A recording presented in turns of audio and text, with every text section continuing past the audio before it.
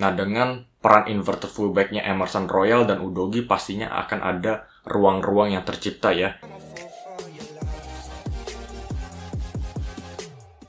Tottenham Hotspur akan bertemu Manchester United di Tottenham Hotspur Stadium. Ini akan menjadi laga pertama Tottenham Hotspur sebagai tim tuan rumah di musim kali ini, melawan Manchester United yang punya aspirasi sebagai juara Premier League musim ini. Atmosfer pastinya akan sangat elektrik ya buat Tottenham Hotspur ya. Pertandingan pertama di kandang sendiri, di bawah pelatih baru Ange Postecoglou yang memiliki sistem permainan yang sangat menarik sekali ya. Jauh berbeda dengan gaya defensifnya Antonio Conte. Dan ini pastinya merupakan tes yang besar ya untuk United ya. Pastinya tahun ini mereka ada harapan bisa menjuarai Premier League. Dan Tottenham Hotspur ini adalah tes yang bagus ya. Apakah United bisa mengalahkan tim sekelas Spurs?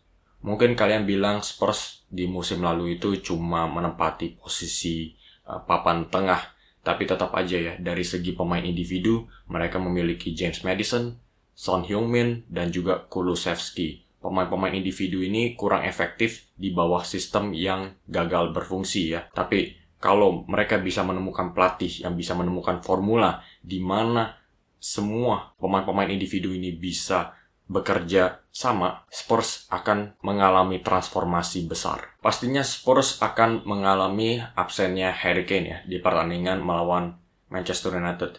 Di pertandingan sebesar ini pastinya ada harapan ya, Spurs itu punya striker bagus ya yang bisa mencetak 2 gol di pertandingan besar seperti ini.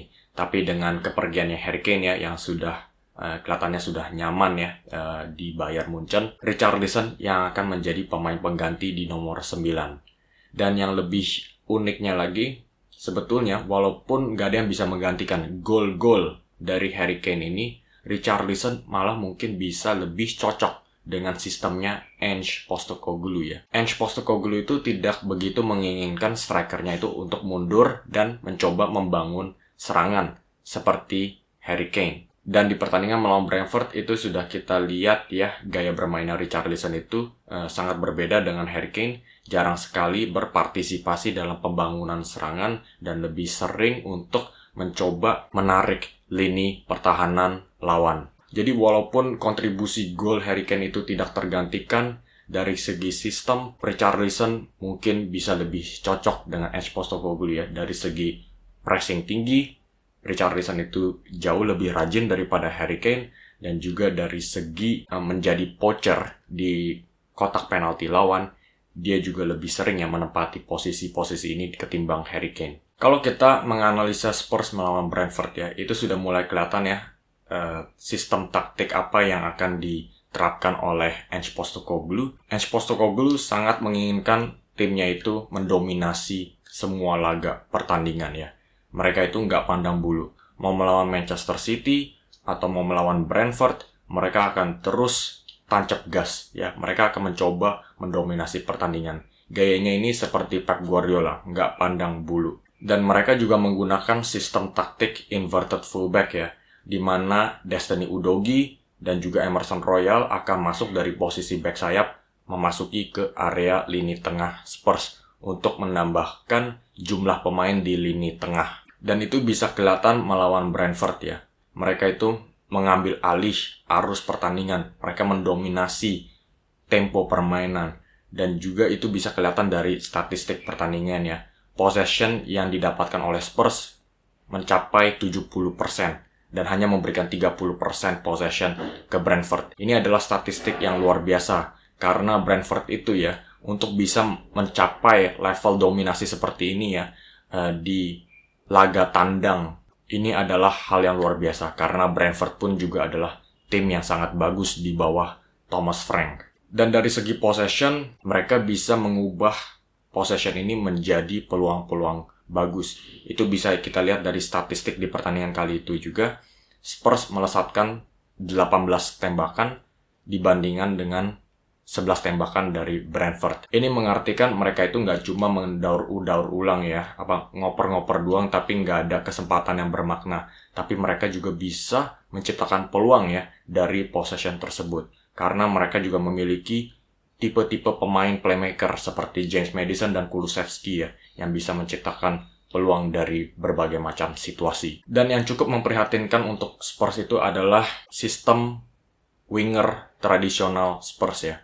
Jadi dengan sistemnya Ange Postecoglou ini, winger akan memainkan peran yang sangat tradisional. Mereka akan melebar sebisa mungkin. Dan ini adalah efek yang kurang baik ya untuk Son Heung-min ya, karena dia harus jauh melebar ya keluar, karena dengan sistem winger tradisional ini juga bisa mengakomodasikan ya pergerakan underlap dari nomor 8 Spurs, bisa aja itu Oliver Skip atau James Madison, dan juga pergerakan underlap dari fullback kiri Destiny Udogie. Dan pastinya ya Son Heung-min itu ya dengan kepergian Harry Kane adalah harapan terbesar Spurs ya untuk mencetak gol dan menjadi pencetak gol paling banyak untuk Spurs musim ini. Tapi sayangnya dia tidak bisa melakukan hal itu ketika dia terlalu melebar. Jadi salah satu pertanyaan terbesar Ange Postecoglou ya, bagaimana dia bisa menyeimbangkan ya antara memainkan sistem yang dia inginkan dan juga bisa memaksimalkan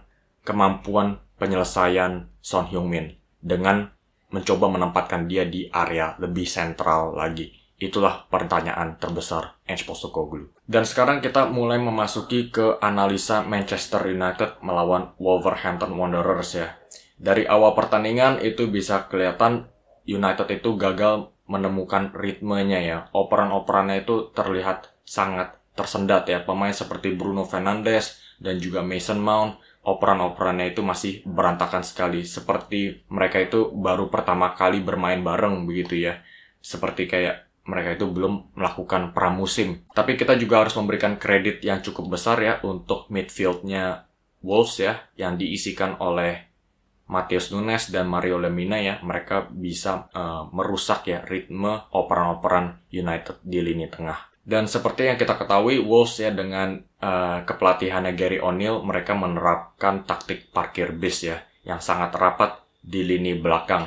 Dan pastinya ini tidak bisa dimanfaatkan ya oleh pemain-pemain United ya, seperti Rashford dan Garnacho dan juga Anthony ya. Karena ketiga pemain ini hanya bisa bersinar ketika mereka melihat ruang di belakang. Tapi dengan sistem parkir bisnya Wolves, mereka gagal bersinar. Di pertandingan kali ini, Rashford yang menjadi pemain nomor 9 ya. Dan ini adalah posisi yang gak cocok sama Rashford sama sekali. Dia tetap the best ya, bergerak dari posisi sayap kiri. Tapi kalau Rashford itu dipasang di sayap kiri, pastinya membutuhkan satu false nine. Dan menurut gue melawan Spurs, kelihatannya Sancho yang akan dimainkan sebagai false nine dan Rashford bergerak sayap kiri ya. Karena ini adalah sistem yang mungkin timingnya pas ya. Karena Garnacho juga yang kemarin bermain di sayap kiri melawan Wolves itu juga gagal efektif. Jadi dari segi arus pertandingan ya, kalau gue bisa prediksi Spurs ya dengan komennya Ange Postecoglou ya, bahwa Spurs itu nggak pandang bulu mau melawan Manchester United, Manchester City, Liverpool, atau tim papan bawah, mereka akan mencoba untuk mendominasi possession. Jadi mereka itu nggak takut melawan siapapun.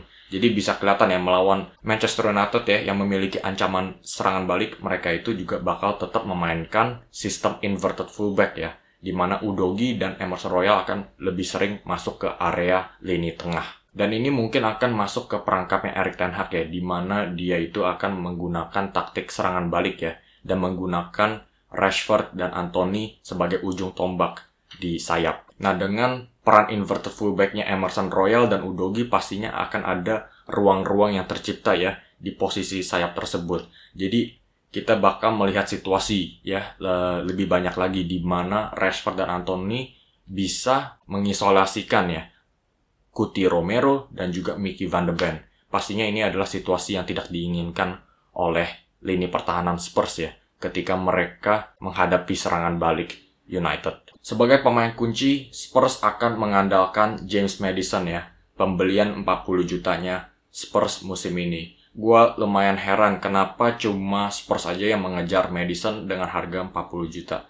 Kalau gue bilang Madison ini bisa bermain untuk semua klub 4 besar di Premier League. Dan dia sekali lagi ya, sama halnya seperti di pertandingan melawan Brentford, dia akan menjadi playmaker Spurs ya. dia akan menjadi pemain andalan Spurs untuk menciptakan peluang-peluang. Karena dari segi pergerakan, dia itu sangat pandai ya dalam mencari celah-celah di lini pertahanan. Dia akan bergerak dari satu kantong ruang ke ruang kantong lainnya. Dan dari celah-celah ini dia bisa melakukan crossing atau bisa melakukan umpan-umpan terobosan ke arah Richarlison. Dan untuk pemain kunci Manchester United itu sudah tidak diragukan lagi, Marcus Rashford.